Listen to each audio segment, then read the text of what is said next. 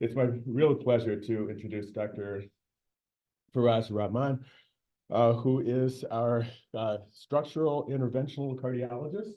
And he has joined us here at University of Louisville after training at Xavier University for college and then medical school as a Cincinnati Bearcat, where he also did his internal medicine, and then moved to St. Luke's Medical Center in Milwaukee, very big program near where I used to hang out, for his cardiovascular disease fellowship, and then back to University of Cincinnati for interventional fellowship, and Virginia Tech for structural heart disease. And so he is currently an assistant professor of medicine here, and a highly valued person who is going to tell us all of the amazing things that are going on in interventional and structural cardiology. And this is one of those situations where you look around the audience and see if the cardiac surgeons are still around, because they're not happy with what he's about to say. So, thank you so much for being here. Thank you so much. Appreciate it. Thank you. Thank you. Thank you so much for that kind introduction.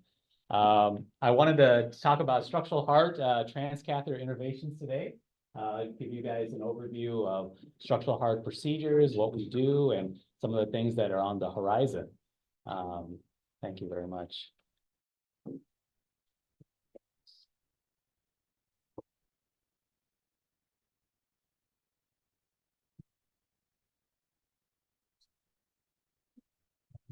Frozen here.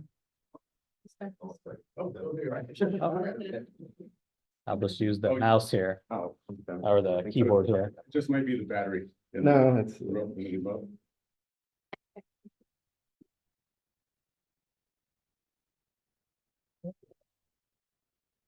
Thank you.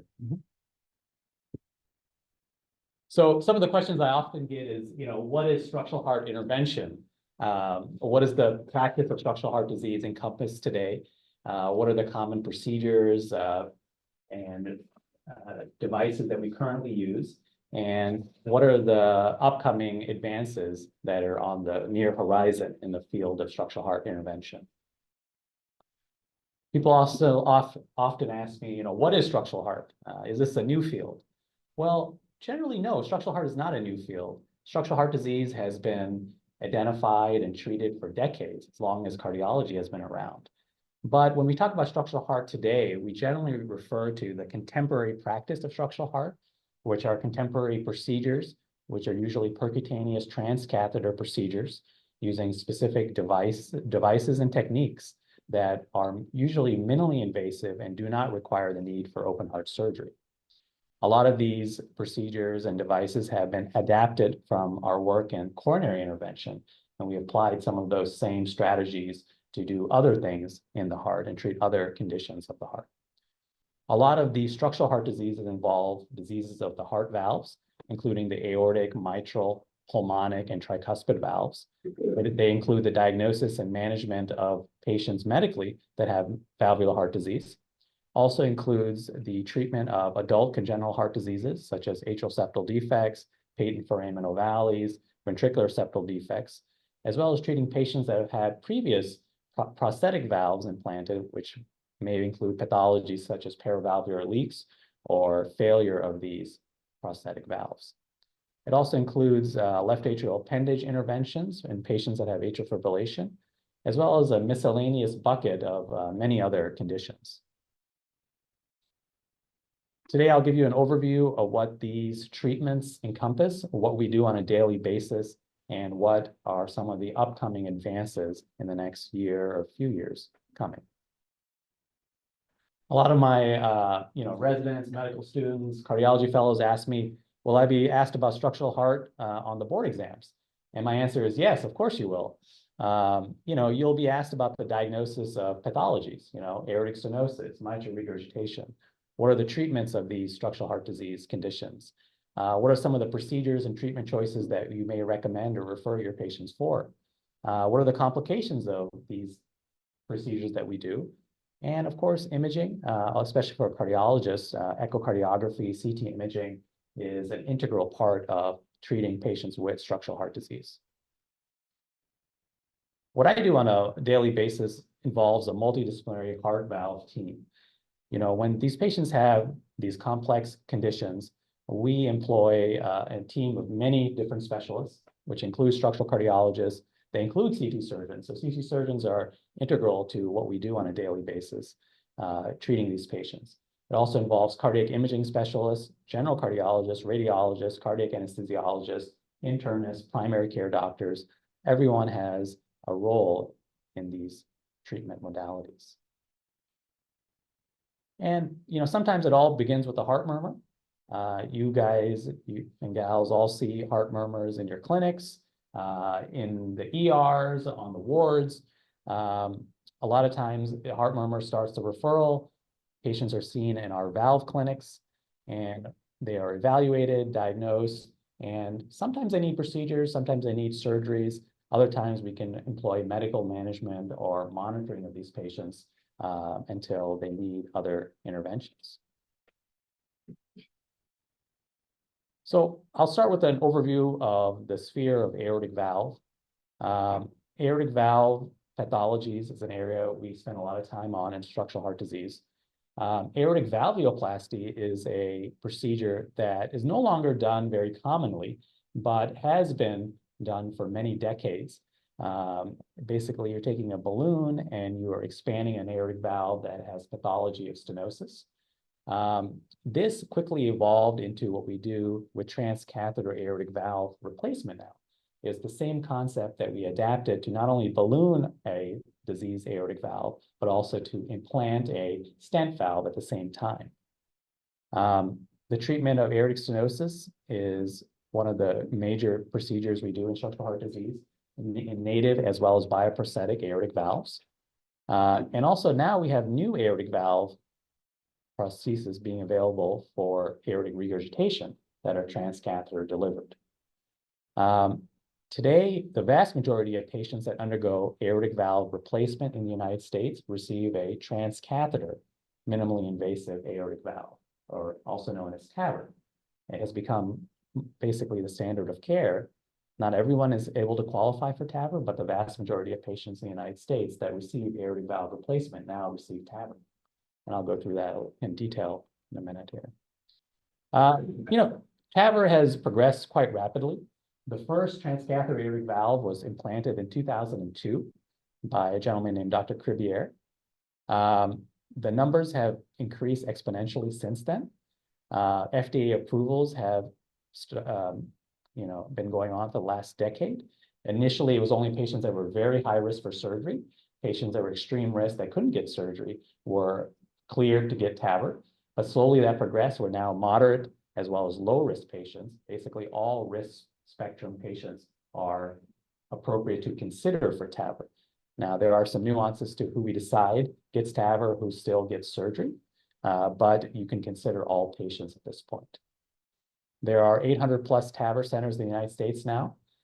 We as an institution at UofL Health were one of the earliest centers, and we did our 1000th TAVR back in 2021. This is a small animation, and I hope this will play for us, just to show you what a TAVR procedure looks like, for those that may not have seen this before. Typically, we get percutaneous access in the femoral artery, often like we do in a cardiac cath procedure. A wire is placed in the aorta and you cross the aortic valve. Here, they're demonstrating a valvuloplasty with a balloon that is first used to expand the stenotic valve. Then, through the same apparatus and sheath or tube that's placed in the femoral artery, a TAVR valve, or transcatheter prosthetic valve, is advanced into the aorta. This aortic valve is then aligned through a number of maneuvers and prepared for implantation. This is all done under X-ray or fluoroscopy in a cardiac cath lab type setting. The valve is then advanced across the aortic arch into the ascending aorta and inside of the old diseased aortic valve.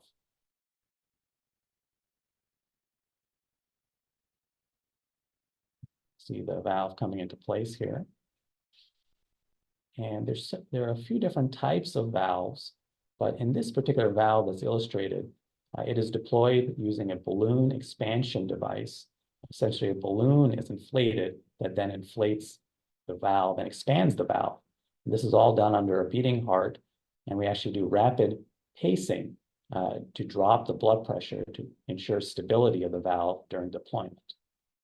That's what's visualized here.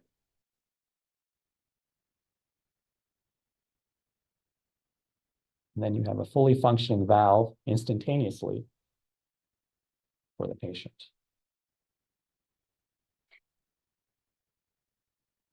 I hope, Jason, if you can help me get to the next slide here.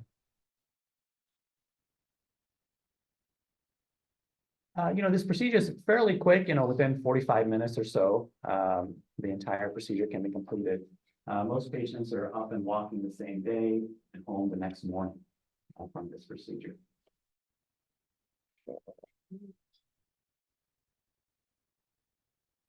I mentioned the numbers of transcatheter aortic valves have increased exponentially. In 2022, we did about 98,000 TAVRs in the United States, which has grown substantially in the last decade.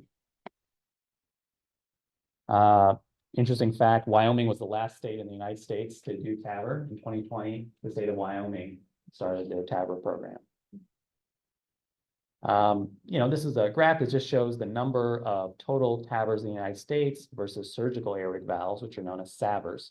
Back in 2018, the total number of TAVRs surpassed the number of surgical aortic valves. There are 800 sites in the United States that are doing transcatheter aortic valve replacement now. This is the geographic distribution, goes along with basically population centers in the United States. Interesting fact, these slides are from the NCDR, which is a database registry we use. But, the iPhone had 80% growth in the last 10 years. TAVR had a 2,000% growth. So TAVR is exceeding the growth of iPhone, which is interesting. This shows the total number of transcatheter valves in the United States, 98,000, the total number of surgical aortic valves at 59,000 in 2022. The people that are included in the surgical aortic valve number also include patients that are having other types of heart surgeries at the same time. So a patient may be going for coronary artery bypass surgery or CABG and also get an aortic valve, or maybe going for a mitral valve surgery and also get an aortic valve. So they are included in this 59,000 patients.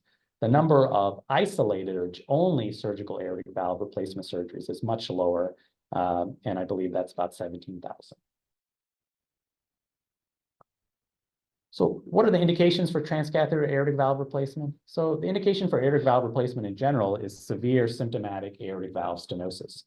In the cardiology world, we have a number of staging mechanisms for the different types of aortic valve stenosis. These include stage D, 1, 2, 3, and C2. A lot of the cardiology fellows are learning these now. But basically, severe symptomatic aortic valve stenosis would be an indication to consider someone for aortic valve replacement and, of course, transcatheter or surgical aortic valve replacement. Moderate aortic valve stenosis is not yet indicated for TAVR or any type of aortic valve replacement, but there are ongoing trials looking at this issue if we need to modify our definition, and we are a part of one of those trials here at UofL Health as well. A specific risk profile of the patient doesn't exclude them from TAVR, as was the case in the initial days of TAVR, but heart team, analysis, heart team discussion, specific anatomical considerations and procedural considerations for every individual patient may steer what you recommend for the patient, whether that's TAVR or surgical aortic valve. I won't go into the details of that. That's a talk in itself, but just know that we look at every single patient that needs aortic valve replacement with a number of different lenses. The overall, one thing to note is that our guidelines recommend that TAVR can be considered for patients older than 65. So still, the guidelines, if a patient is less than 65, typically would not favor transcatheter valve for them. They would favor surgical valve. That may change as we get more and more data. But essentially, up until this point, we didn't really have 20-year data on TAVR because it hasn't been going on for that long. So if a patient is expected to live to age 85, and they're, less than 65 right now, you can't really tell them this valve is going to last you your whole life or how you might do in 20 years with this valve. But as we get more data, as TAVR is going to be around longer, this may change. And interestingly, even though the guidelines do not recommend TAVR for age less than 65, almost half the people in the United States less than 65 that get aortic valve replacements are still getting TAVR, which is interesting. I think some of that is patient preference or just other scenarios where people are going against the guidelines for a number of different reasons. These are the stages of aortic valve stenosis. I'm not going to go through these, but these are the ones I mentioned. Stage C and D are some of the stages where we consider patients for aortic valve replacement. So switching gears from native aortic valve disease, there are a lot of patients that have had surgical aortic valves in the past. 10 years ago, they may have had a surgical aortic valve replacement, and now those valves can fail. They can degenerate, they can fail, and some of those patients present for treatment. Can we do TAVR on those patients? Well, yes, some of them we can. You can put a TAVR inside an old valve. So if a patient has had a surgical aortic valve, there are techniques, basically the same technique as a normal TAVR, to put a new valve inside of their old prosthetic valve. You can do it for an old TAVR valve as well. So now patients have had TAVR valves for 10, 15 years. They may fail at some point, and we can put a new TAVR valve inside their old valve. Now, you cannot put a new TAVR valve inside of a mechanical valve. So it has to be a bioprosthetic valve. So if a patient has a mechanical aortic valve and they have an issue or failure of that valve, that would require surgery at this point. But if they have a bioprosthetic valve, there is an option or a possibility of doing a valve-in-valve TAVR. And that's one of the reasons actually a lot of patients are foregoing mechanical valves today. So if you talk to the cardiac surgeons, they're hardly putting in any surgical mechanical aortic valves at this point because it takes the option of a valve-in-valve TAVR down the road off the table. So they would not have that option, and patients would like that option in case they have failure of their valve. So that has changed the practice quite a bit now. Switching gears to aortic valve regurgitation. So I told you all these great things about how TAVR can be used for aortic stenosis. We're not quite there yet with aortic valve regurgitation. It is not currently approved for the use of patients that have pure aortic valve regurgitation. That is changing. There are now dedicated new valves in development and trials for specifically aortic valve regurgitation. The challenge with TAVR in aortic valve regurgitation is that there's no calcium there to anchor the valve. So you're basically, when you have aortic stenosis, you're relying on a bunch of calcium there in the native aortic valve to anchor and hold that new valve you put in place, because you're not, unlike in surgery, we don't suture it in place. It just has to get stuck there. Since you don't have calcium in pure aortic valve regurgitation, the same valves have the tendency to migrate or embolize, which is a bad situation. Now, we have done this procedure off-label in certain scenarios where patients need to get a transcatheter aortic valve replacement where they don't have calcium. You can use a number of different strategies, including oversizing the valve, et cetera, but it's still a very high-risk procedure. It's off-label and is not approved currently. The dedicated valves will have other bells and whistles on them that will help this issue. This valve is called the Trilogy Jenna valve, and this actually has these basically arms or clips on it that will bite onto the native aortic valve leaflets to anchor them in place, which would allow for you to position a transcatheter valve without the risk of embolization.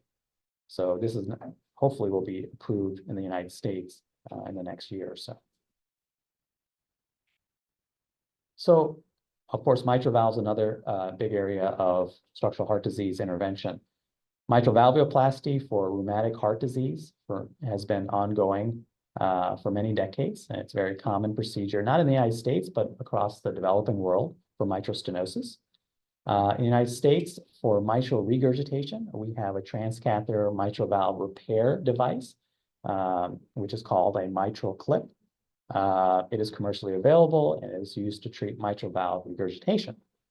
In development and used and to some extent off-label is our transcatheter mitral valve replacement. So the fully new mitral valve that we can implant from a transcatheter approach in the mitral position.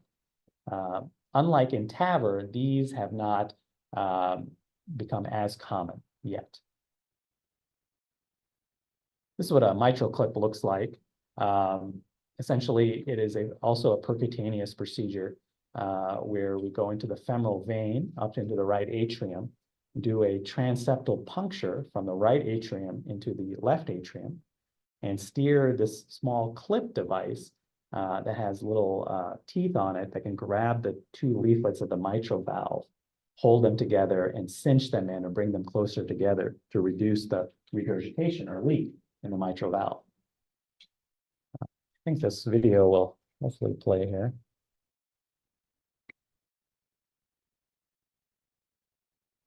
This is just an animation of what a mitral clip procedure may look like. And they're demonstrating leak in the mitral valve here, where flow is going backwards during systole from the ventricle into the left atrium.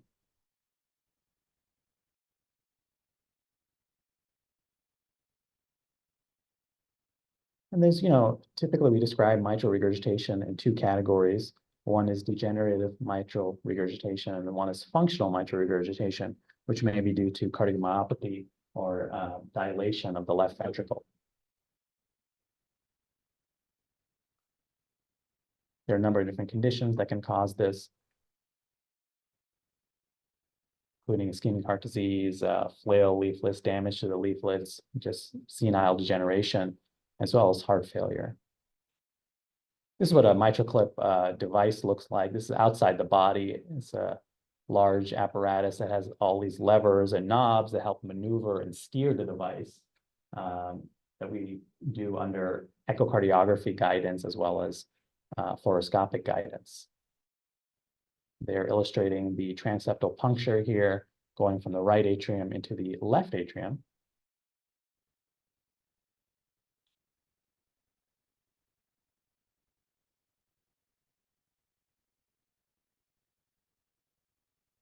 They will steer the mitral clip device down to the mitral leaflets.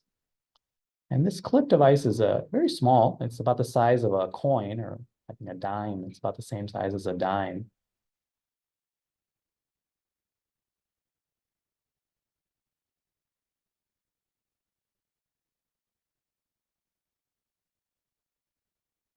And it has these little teeth device. They bite into the leaflets when you deploy the device.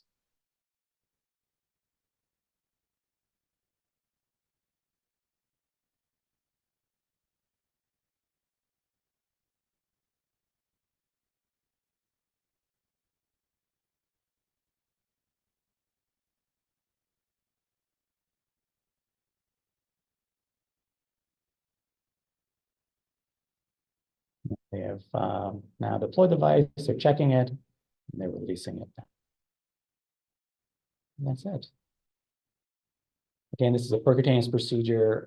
Patients go home the next day. This is done in the cardiac cath lab.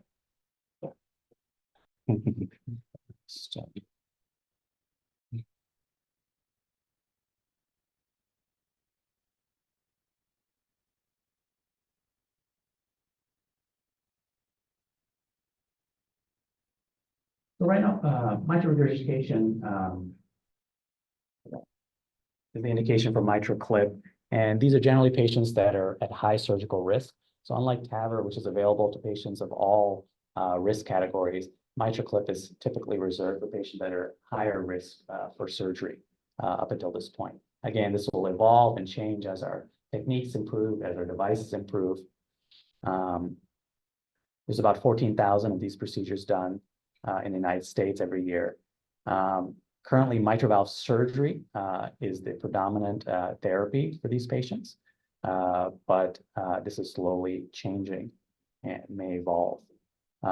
these are some of the other devices fully, unlike MitraClip, which is a repair device, this is a fully implantable replacement device for the mitral valve that is currently in development. This is called a Tendyne device. There's a number of other devices that are being trialed and tested around the world that are not yet FDA approved, but are in the pipeline. So also in the mitral space, we can do valve-in-valve transcatheter valve replacements. So again, there's a lot of patients that you may meet that have had mitral valve surgeries in the past, that have mitral valve prostheses. If they have a tissue mitral valve prosthetic that is degenerated or failed that may need replacement, they are eligible for transcatheter valve-in-valve mitral valve replacement. In this technique, we actually use a TAVR valve, repurpose it, turn it upside down, and put it in the mitral position inside of an old degenerated valve. That is done through a transeptal puncture, a lot like what we did with the mitral clip. You do transeptal puncture, and you can steer down into the old mitral valve that may need replacement. This is a complex procedure, and when it goes well, it goes very well. But it is a difficult procedure, and it is not reserved. It is basically reserved for patients that are high surgical risk at this time. This is just some of the pictures of what it looks like under X-ray. If you look at panel B, you see a folded up new transcatheter valve about to be deployed inside of a previous surgical valve. Panel C shows the balloon expansion of that new valve, and D shows how that new valve is nice and circular inside of the old valve. We won't forget about the tricuspid valve. For tricuspid regurgitation, we are looking at different clip devices for that valve as well. They may reduce tricuspid regurgitation, and those are ongoing, and hopefully we'll have dedicated devices commercially available for that soon. We have been repurposing the mitral clip device and just putting it in the tricuspid position up until now. But this is an evolving and developing space. So switching out of heart valves, a quick touch on what we do other places in the heart. Percutaneous transcatheter atrial septal defect closures or patent foraminal valley closures have been around for quite some time. We have a number of different devices we can use to treat congenital heart diseases of the atrial septum. Some of these are for atrial septal defects that are congenital and may be causing hemodynamic problems, right heart failure, other symptoms. Some of these devices are specifically for patent foraminal valleys closure, which may be completed in certain patients that have had strokes that may be related to their PFO. The indication for PFO closure are basically patients that are of younger age, between the ages of 18 to 60, who have had a cryptogenic or unexplained stroke, presumed to be PFO related or from a paradoxical embolism. And this is after thorough evaluation by a neurology stroke team as well as a structural cardiologist. Of course, 1 in 5 people may have a PFO in the general population. Not all of those people have any symptoms or pathologies or would need to be considered for PFO closure. Only those patients where we suspect the PFO may be related to a stroke they've had would be considered for PFO closure. And a number of our neurological as well as cardiovascular guideline committees have furthered that recommendation over the years. And this was the heart-brain team that basically came out of these guideline recommendations that all of these patients should be evaluated by both a structural cardiologist as well as a stroke neurologist, and very carefully selecting these patients so we don't inappropriately subject patients to procedures that may not be beneficial to them. Each of these patients undergo a thorough workup. This is a flow chart that we use here at UofL. We do a number of workups and evaluations to ensure that there's no other cause of the patient having a stroke other than the PFO. This may include monitoring for cardiac arrhythmias, including atrial fibrillation, as well as risk scores such as the ROPE score, as well as review by a stroke neurologist the patient's relevant imaging. A number of high-risk features of patent foraminal valleys may favor the closure of these defects if we feel like they're at higher risk of leading to the stroke the patient may have had. These include atrial septal aneurysms, different types of shunts, as well as the rope score. This is an illustration of what an atrial septal aneurysm looks like. And these are, anatomical features that you may see on a transesophageal echo. So all of these patients have transesophageal echoes and thorough anatomical evaluation of their anatomy. This explains what the rope score is. Basically, it's a scoring tool to assess the likeliness of a stroke from a PFO. A rope score of greater than 7 may identify patients who are most likely to receive the greatest benefit from PFO closure. A PFO closure procedure is done under conscious sedation. It's guided by fluoroscopy and intracardiac echo. Typical procedure takes less than an hour, and usually the patients are discharged home the same day. This procedure is done under guidance of intracardiac echo, which is a small echo probe that we can insert through the femoral vein up to the heart, and these are what the images look like on intracardiac echocardiography. This is a small video showing a PFO closure procedure. And essentially, this device has 2 discs. One disc is deployed on the left atrial side. It's pulled back to the septum, and a second disc is deployed on the right atrial side, and you essentially sandwich the septum and close the defect. Play one more time here.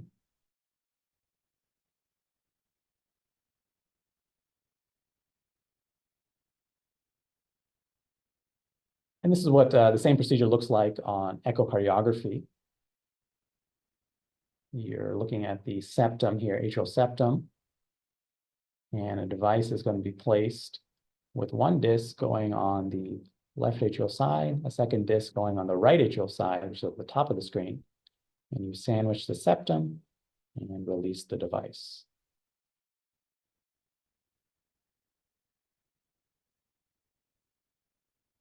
Okay, so another, switching gears again, the left atrial appendage occlusion. You may have heard of Watchman devices. These are devices used to essentially seal the left atrial appendage. Left atrial appendage is important because the majority of patients that may have strokes related to atrial fibrillation will have developed clots in the left atrial appendage. So patients that are not eligible to take long-term anticoagulation for atrial fibrillation to reduce the risk of stroke may be eligible for a Watchman procedure to seal the left atrial appendage. Of course, this is still done and it has been done for many years surgically. So often you may have some of your patients that have had CABGs or open heart surgeries. At the same time, the cardiac surgeons have ligated or sealed the left atrial appendage surgically during many of those surgeries for the same concept, for the same reason. It would reduce the risk of stroke in the future. But this is a percutaneous device that can accomplish closure of the left atrial appendage in patients that may not be able to take anticoagulation long term. So what else do we do? Well, whatever else needs to be done. There's a lot of other things I didn't even go into at this point. In the structural heart world, we do interventions on LVAD patients, atrial septal ablations for patients that have a hypertrophic cardiomyopathy. We look at some of the other congenital heart diseases such as PDAs, VSDs, et cetera. But what I mentioned were the main day-to-day procedures that we are involved with. A lot of people ask me, how do people train to be in structural heart intervention or do structural heart disease treatments? For my route, it was, medical school, residency, cardiovascular disease fellowship, interventional cardiology fellowship, and structural heart and valve intervention fellowship. I think in today's day and age, this is the typical route in the United States. Other parts of the world have different training systems for this same type of field. My advice to our trainees that are interested in structural heart disease is that structural heart disease is cardiology. Cardiology is structural heart disease. It's not necessarily a new field. These same pathologies, conditions have been around a long time. You don't have to be a cardiologist to see these pathologies. We all see them, all internists see them. You see them in the ER, in the wards, in the hospitals. It is a multidisciplinary field. We have all types of cardiologists involved in this field. We have all types of non-cardiologists also involved in this field. And it's a distinct specialty within cardiology. It's like electrophysiology or interventional cardiology. It's its own specialty. There are distinct training programs for this career. Interventional cardiology training alone is not enough anymore. And I think there was an era when people were grandfathered into this field. And now there are dedicated pathways to train and really excel in this field. And if someone is very interested and wants to pursue this, I think there are options for that today. And I will end on the fact that, it all begins with a heart murmur. We see these patients in our valve clinic. They may not all need TAVRs or MitraClips. They may need medical management. They may end up needing surgery, but we love to take care of these patients, see these patients, and hopefully help these patients. Thank you very much. I'll stop there and leave some time for any questions or comments. Thank you. Thank you. I'm going to turn over to Dr. Cowher, but I do have two questions, very different questions. The first one is, last week, we all got this concern, well, we meaning every cardiologist who's a nephrologist at heart, which it was like one of us saw this stuff about TAVR and creating AKI, and that acute kidney injury having long-lasting effects. I think I couldn't quite, it was obviously a retrospective study, collecting data over a long period of time in multiple centers, great, but I didn't really understand, you would assume that it's embolic or contrast-induced or a combination of the two, but we don't see a lot of cerebral stuff going on with a TAVR, right? Right. So the question one is, what is that all about? And the second one, of course, is what are we going to do about it? So we have Dr. Youssef's group, come in, are there people at risk that we can identify? Take them off the all animal protein. Everybody knows that animal, because we have that Grand Rans. If you're not vegan, you put your kidneys at risk. But perhaps we really should be prepping people to avoid this, because it has apparently serious long-term complications. Absolutely.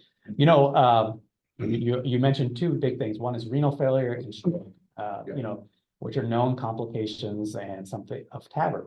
And we think about this all the time. Every procedure I do, I'm thinking about the renal function. I'm thinking about the risk of, cerebral complications.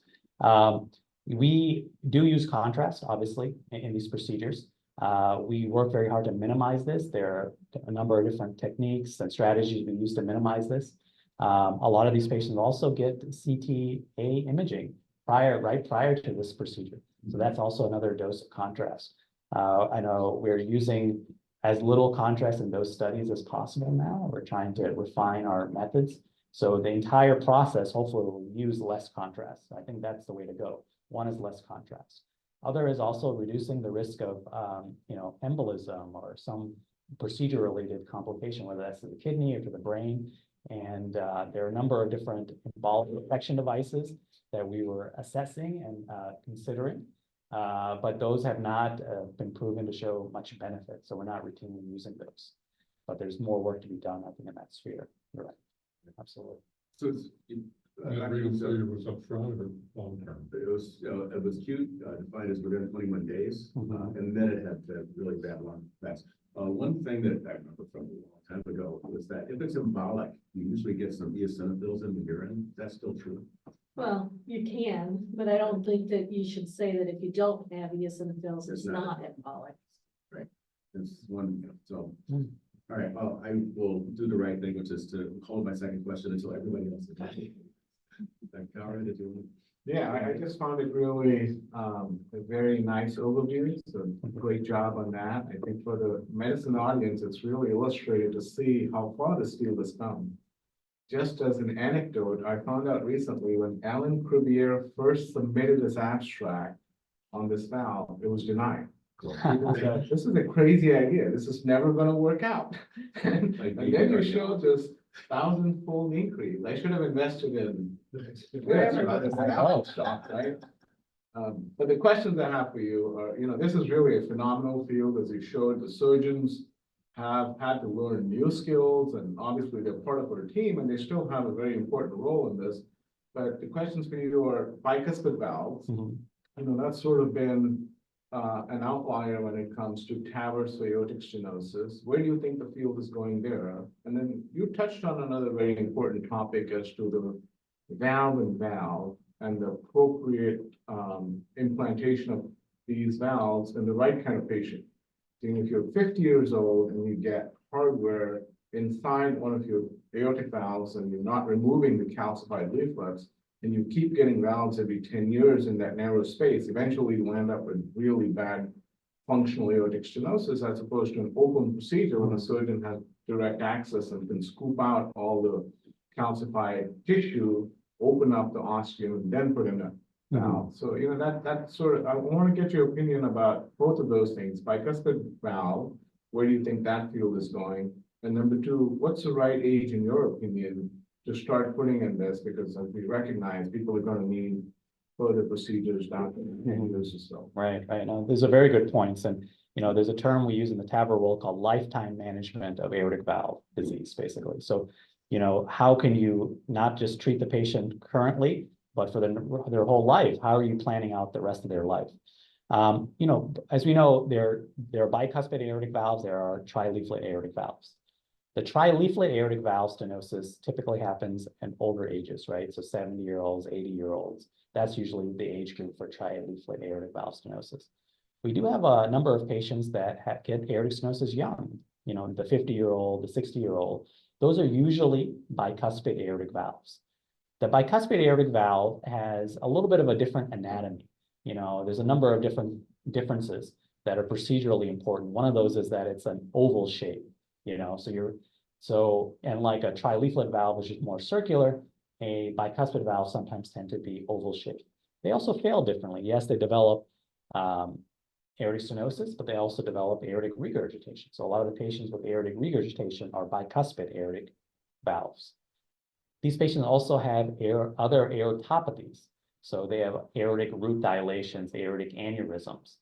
So because of these differences, the TAVR trials, or the studies that got us to where TAVR was approved, completely excluded these patients.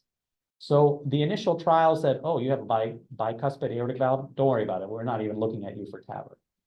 So that is why they weren't included in the original trials. Our data is less for those patients, and also why they are, by the guidelines, they are outside the guidelines for treatment for TAVR currently. Do we do TAVR on bicuspid valves? Yes, we do. We were doing quite a lot of those, regardless. We are subselecting those patients based on their anatomy.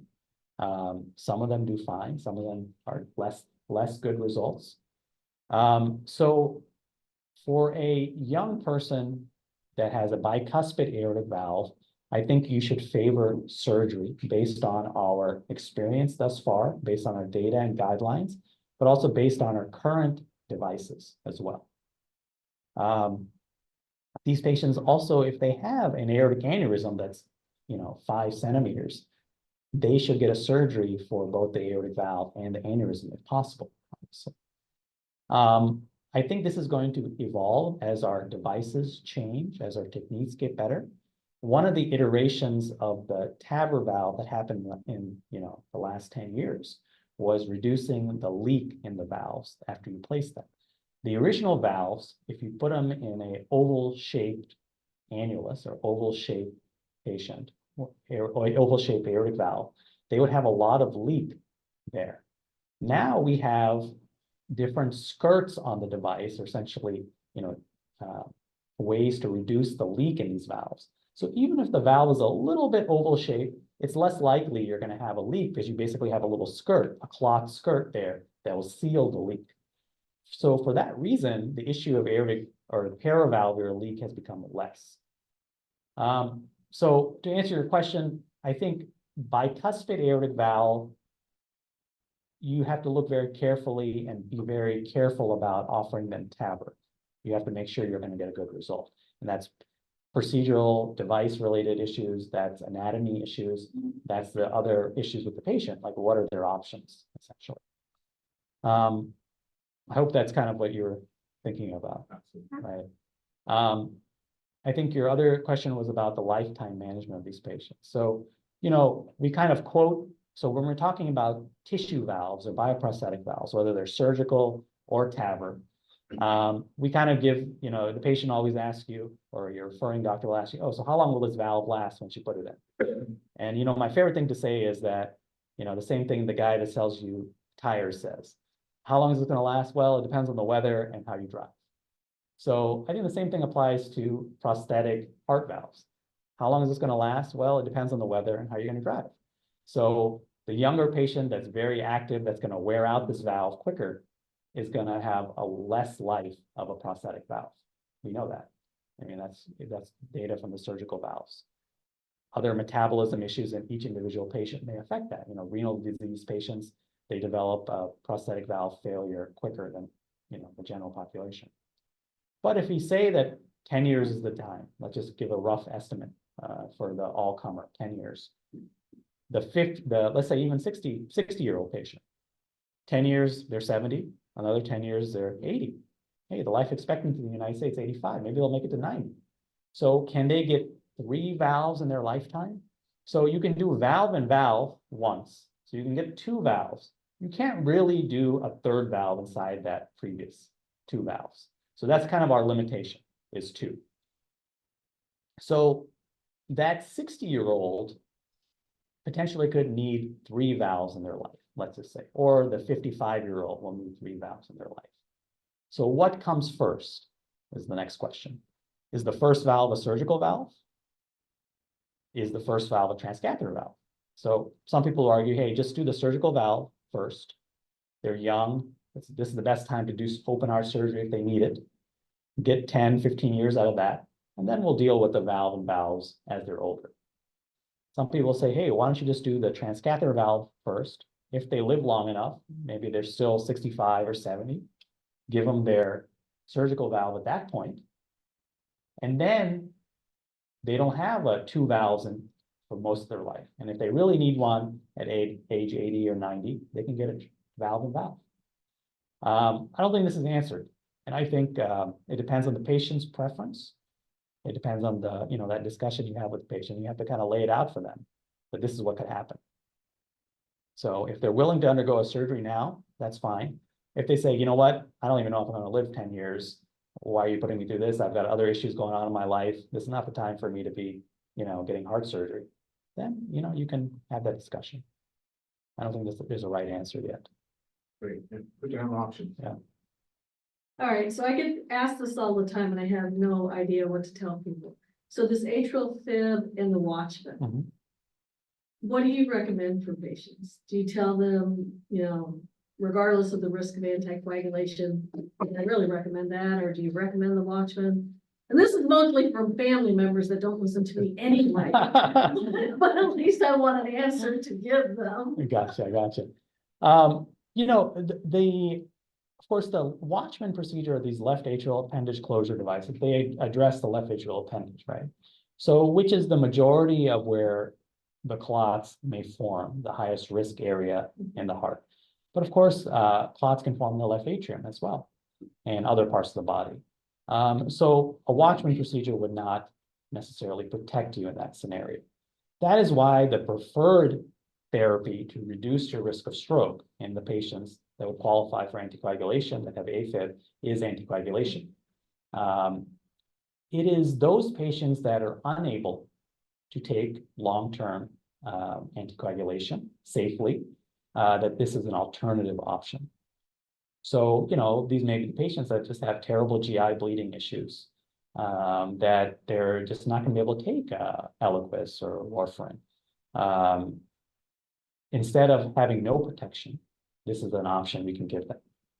So I don't, if that helps answer your question. I mean, that's what I would recommend. Lifestyle thing. I don't Right. take that pill. Gotcha. Yeah, you know, I get a lot of these patients and I understand what they're saying. Yeah. I try to steer them away that, you know, if it's just a minor annoyance, please, try and put up with it. I think that's the best treatment for you will be anticoagulation. If it's a serious issue where you're going to have a life-threatening GI bleed, then yeah, I mean, I think this is a very good option. Good deal. Some really good questions. My other questions, kind of just being this disruptive person, who's seen this happen so many times, is the 16-year-old and the 65-year-old with that rope score. It always bothered me that you have people who are stuck on anticoagulation. That young person wants to have an active lifestyle, and they're taking, dual antiplatelet therapy or anticoagulation or triple therapy because they've had an embolic stroke, and it's clearly embolic, and they have a PFO. I just fix that. Okay, that's number one. Now, on the other side, that's even way more common. And you have an active person. You made sure that it's a cortical stroke, not lacunar. They don't have any of the other risk factors. You know that PFO is just sitting there. And this is a person who you really don't want all that antithrombotic therapy for when they, run their table and knee into a coffee table or fall down. So is anybody looking at that 18 to 60 criteria and saying, hey, we really need to do something, because this is where we were with TAVR. It would have to be severe. You have to, and then it changed. Because the devices got safer. Right. And I would think the same thing is true here. So Yeah. What do you think about it? I think the space will continue to evolve. And I think half of this whole thing is from the stroke neurologist side as well. We take a lot of effort to really decide that one, is this PFO really a big risk factor for this patient or not? Sometimes it's not clear. And this procedure, it's very safe and effective. There are, long-term implications though. Every time I put one of these PFO closure devices in, I think about, well, I hope I never have to do a transeptal puncture on this patient, because then you're going through a device you have in the septum. I hope 30 years from now, you don't need a MitraClip, because now it's going to be a little bit harder to push through that. So I think it's a balance. It's very difficult. So that would be on the younger side. On the older side. Yeah. On the older side, I mean, I think if they're, 50, 55, and you don't have any reason at all for an active young person to have a stroke and you feel like this is the cause, I think it's a very reasonable procedure to consider. And that's within the guidelines, but within the the guidelines. 65-year-old with no other risk factors. Then you have to do you have to make sure they don't have atherosclerosis. You have to, look at their, other imaging. If they really don't have atherosclerosis, which is great. I don't see a lot of those patients, unfortunately, but in our community, in our country, but yeah. Okay. Anyone online, Jason? Do you know? No, online. All right. Well, I want to thank you very much for a wonderful, first of all, being involved in the improvement in technology and delivering to us here. So important for our patients as all of this develops. Thank you. Thanks. Thank you very much. Appreciate it. Thank you.